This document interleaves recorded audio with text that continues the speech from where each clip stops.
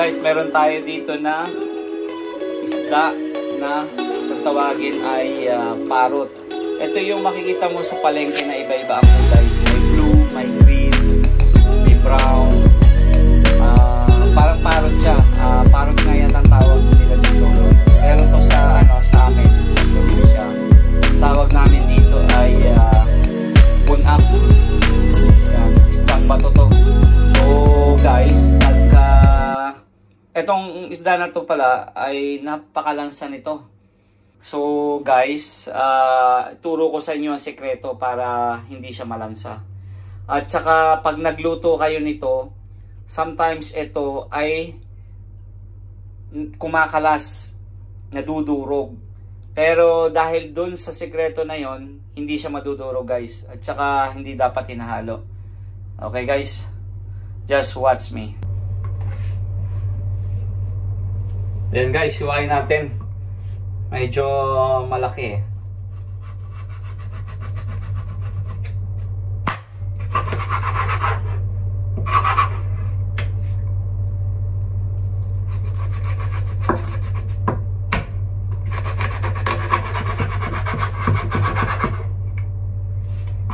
Guys, tingnan nyo yung laman, no? Napakaganda ng laman yan. Sa mga hindi nakakaalam, masarap tong isda na to. Tsaka pino, napaka-pino tong isda na to. Maraming hindi nakakaalam na masarap tong isda na to. Napaka-pino ng laman.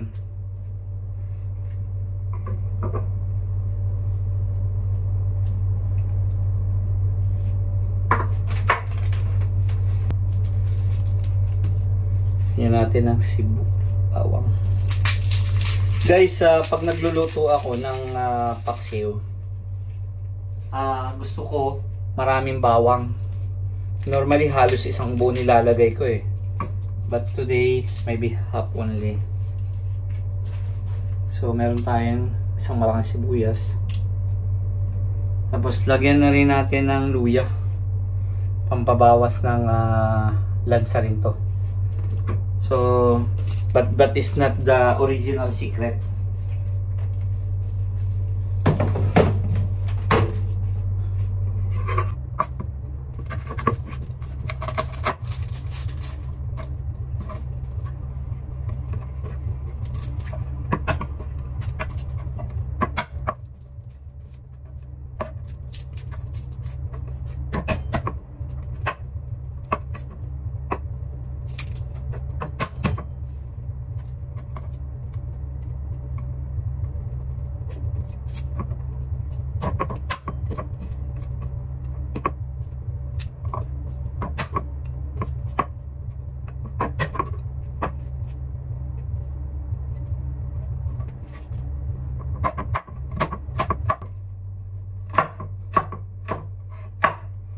Guys, mas maraming bawang, mas masarap. Saka anti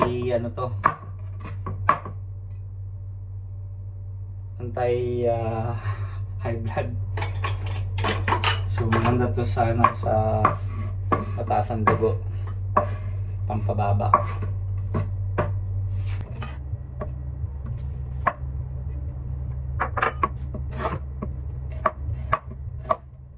Guys, ito na luya. So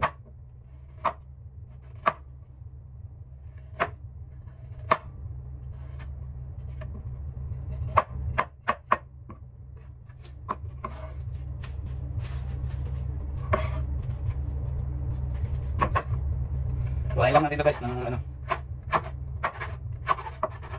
tama-tama.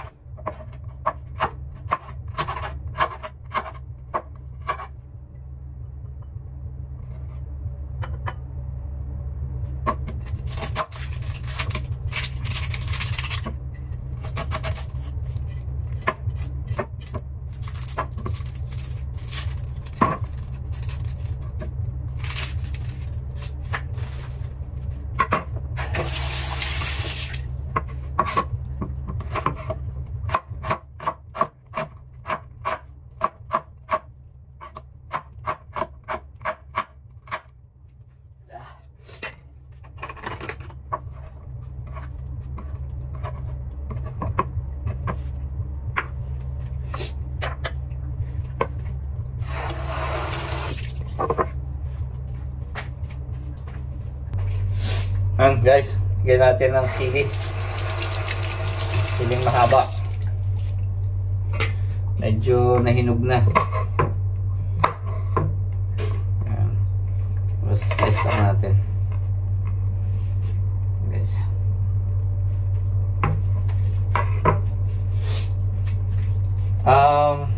Guys, ito na. Para hindi madurog yung isda at matanggal yung lansa, ito yung gagawin natin. So kukuha ako ng isang lagayan, guys. Tapos kukuha tayo ng suka, vinegar. So huhugasan natin siya. Yan ang sekreto, guys. So lalagay natin dito. So then huhugasan natin tong isda. So yan, guys, ang sekreto. Hugasan natin siya. So kumbaga hugasan ba ang tamang words doon, o itutubog natin siya, ilulubog natin siya sa suka. So parang hinuhugasan nga to. So yan ang sikreto, guys. Pero ito yung the best, guys, suka. Mas matapang kasi to eh. Pero kung meron kang lemon o kalamansi, pwede rin. Kaya lang, guys, itong suka mas maganda. Mas malakas siya, kung baga yung lansa talagang mawawala.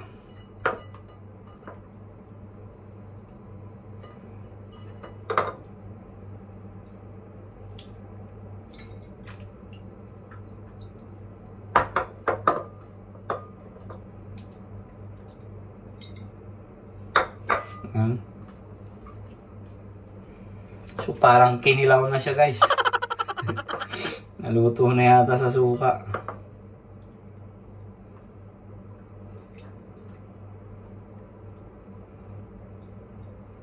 Guys, subukan nyo to. 100%, guys. So guys, ayan na. Nahugasan ko na ng suka. So tapon ko na tong pinaghugasan ko.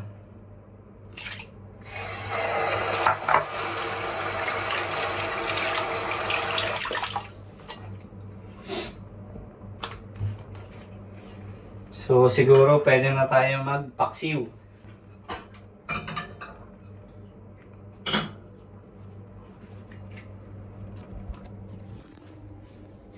Guys, eto na.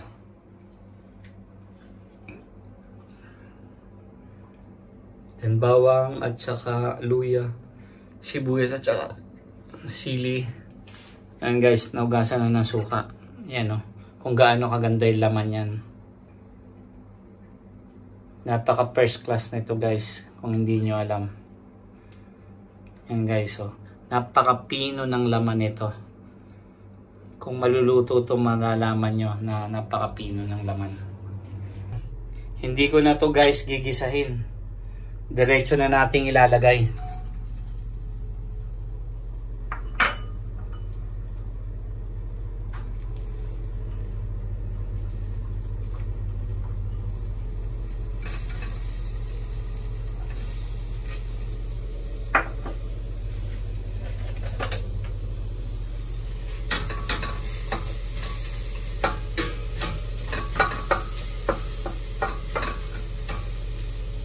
So, diretso na natin, guys, to.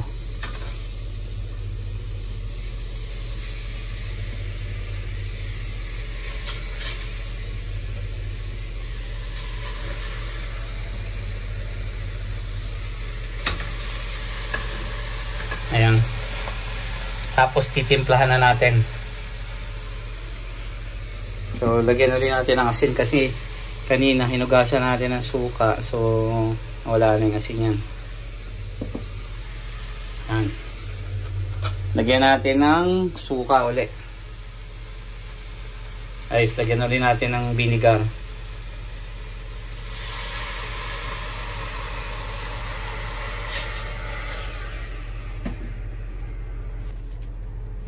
Tapos guys, lagyan din natin ng water. Ayan, pambabalanse.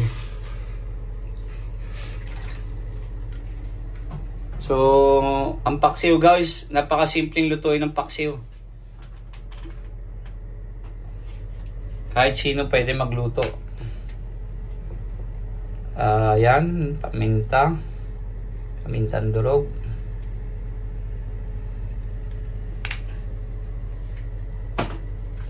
So, lagay ko na rin siguro yung sili para mas ano siya.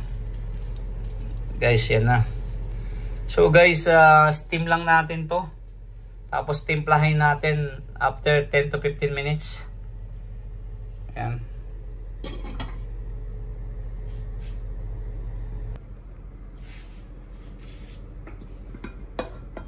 Ayan guys.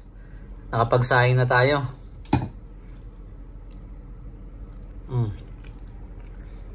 Oh, okay na okay.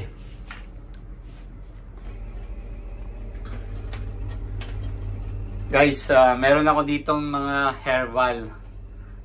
Yan. So, guys, sometimes I experiment. I'm using like this herbal for my food sa mga niluluto ko. But this is mostly I'm using the seasoning. Yeah, try natin guys to. Pag nilalagyan ko nito, okay naman ang lasa eh. Mukhang masarap eh. So, yun. So guys, buksan na natin. Ayan na. So, nalagyan ko na siya ng asin kanina. Paminta nalagyan ko na rin. So, lagyan lang natin ng konting seasoning. Ibang klase kasi itong mga herbal eh.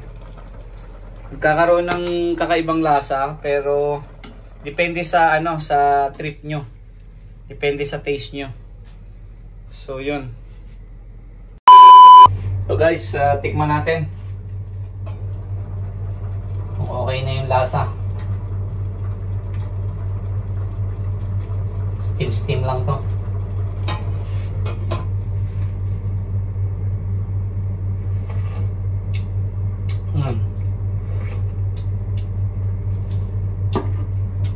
Okay na. Kasi yan. Tapos guys, within 10 minutes, sa tingin ko luto na yun.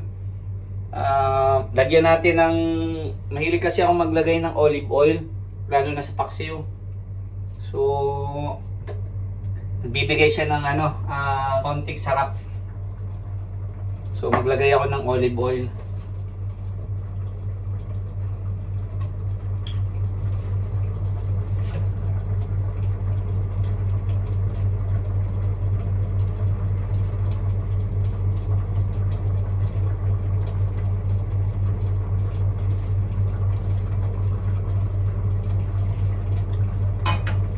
So guys, yung texture nung luto at saka nung sabaw, kung makikita mo, pag meron siyang any kind of oil, but the olive oil, it's much better.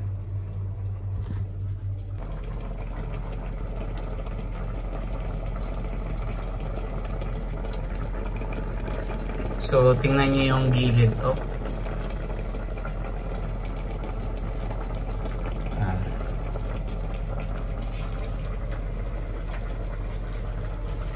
So siguro guys, mga 10 to 5 to 10 minutes pa. Hina na siya ngayon. So mga 5 to 10 minutes siguro. Yan guys. A few minutes later. Yan guys. Achieve na natin yung tamang luto. So may kaunti siyang sabaw, patis. So okay yan guys, pang ano sa kanin.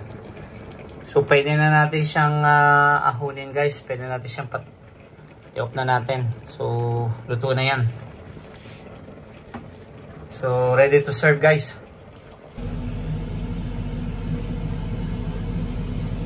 Ayan guys, sumantok na ako. So makikita niyo yung texture. So ayan, ay tayo guys. Ayan. So let's pray. Thank you Lord. So guys, samahan niyo ako.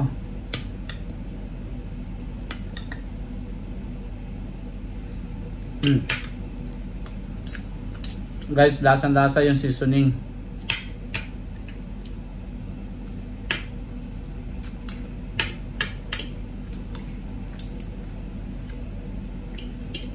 Tapos, kung makikita niyo yung texture, napaka-pino nung laman. Tapos hindi siya nadurog guys. Gawa nung suka natin.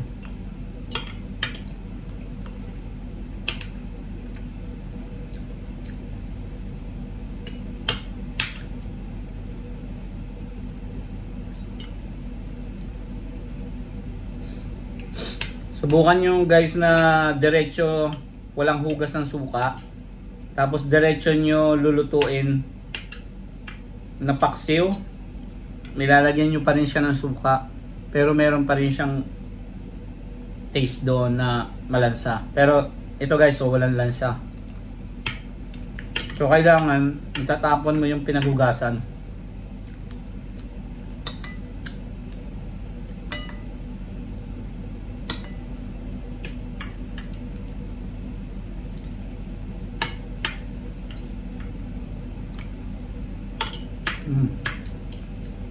Delicious guys.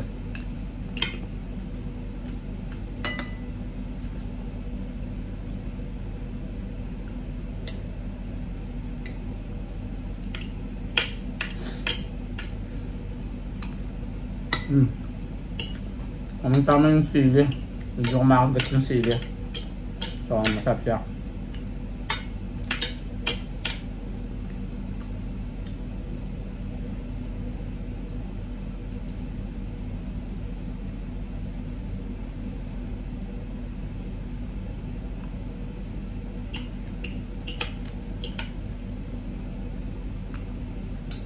Tsaka itong isda na to guys, hindi siya matinik.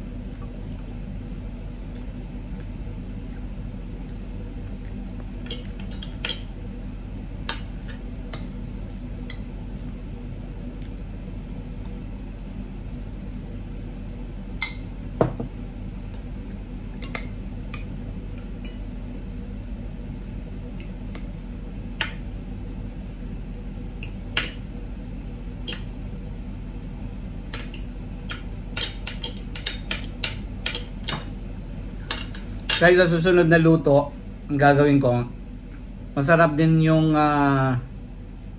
ginataan ito na may curry. Yan, abangan nyo yan guys sa susunod. Magluluto ako ng ganitong isda, pero meron siyang gata at saka merong curry. So guys, mas masarap yun.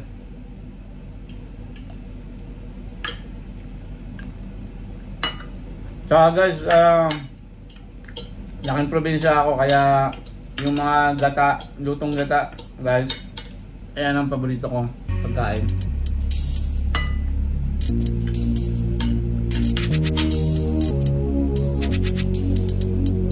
So yan, maraming salamat sa